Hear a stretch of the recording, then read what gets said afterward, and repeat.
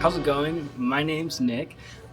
Today we are going to go on a small reactor tour of a virtual research reactor simulator that has been hooked up to a virtual reactor control panel that we can go in. We can send people in with virtual reality headsets to control this simulation.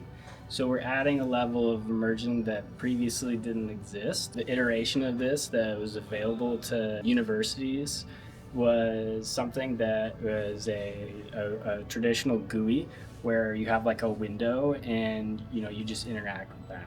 And so what we have here instead is a fully immersive virtual reality experience where you can participate in a nuclear reactor in a way that it really has probably never been done before. So let's bring you inside. This reactor is still under construction, and so we actually could use the help of students to get this simulation up and running. And so part of that is going to be giving tours of the reactor facility so that you can learn and get qualified and come and assist us with getting this simulation and this reactor up and running. So the first thing that we do before we go into a reactor is we need to understand the condition of the reactor. So over here is the research reactor simulation that currently exists as an open source platform. And so this is the current state of the reactor. We've got 3 control rods. We have power, we have the period, which is a data point that sort of tells us how fast the neutron life cycle is iterating on. And so the faster that happens, the more power we get, and the more, in this case, thermal energy we can use for research purposes. So typically with the nuclear reactor, you're going to be producing or taking that energy and producing electricity or whatever you want to do with it. And in this research reactor simulation, what we're doing is producing thermal energy. So we're still measuring the power in watts, but it's not going to produce electricity. What this is going to do is just produce a heat output.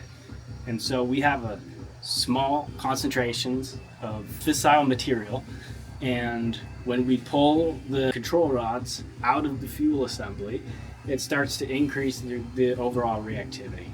And so we do that in a manner where it brings the reactor to a self-sustaining critical state, which is why the name of this exhibition is Keep It Critical, because we want to keep the reactor critical. So before you go in though, to do the reactor tour, we have to give you what's called a pocket dosimeter. This is a 3D print of a real device that exists in the world, used by anybody who's dealing with radiation or exposure of any kind. You put this on your body somewhere, and this will track the amount of exposure that you get while you're inside of the reactor, or while you're inside a place that's going to be exposing you to radiation. So now that we have our dosimetry, we're ready to enter a place where we're going to get exposed a little bit, not as much as you might think, but it's still something that we need to be cautious of. And so I guess here we go. And so right now we're going to walk through the physical space that is represented in virtual reality. So this portion here is represented by a humble collection of curtains and boxes, but in virtual reality space, this is an elevator that is stationed on the moon. And so we are entering this space, and I can see the elevator right now. We have stainless steel with buttons, and I can press these buttons with my real hands to trigger it to go up to the reactor. And so there is a lunar landscape that I can see in front of me, and also data from the Hubble telescope is being used for the skybox And so we're getting a really beautiful deep field star skybox that's real. So that's kind of neat. So let's now leave the floor of the lunar surface and go up to a glass dome icosphere, which is what houses the nuclear reactor simulation. In front of us, we have a control panel and a set of, or a simple toggle switch, which controls all three of the control rods, and then a scram switch. With these two inputs, anybody is able to bring a nuclear reactor online or shut it down. And so then once we're done, then the person will come back, descend from the reactor facility, and then come back out into this real space. And so as they're exiting, the headset knows when they've left this boundary. And so now, they're back and they're with us.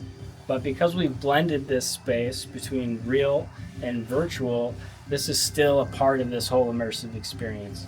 So now that we're out, we take off our dosimeter, we read the exposure that we got, and we work with the personnel that are at this simulation to record this dosimetry, and we'll maintain these logs for the life of the simulation.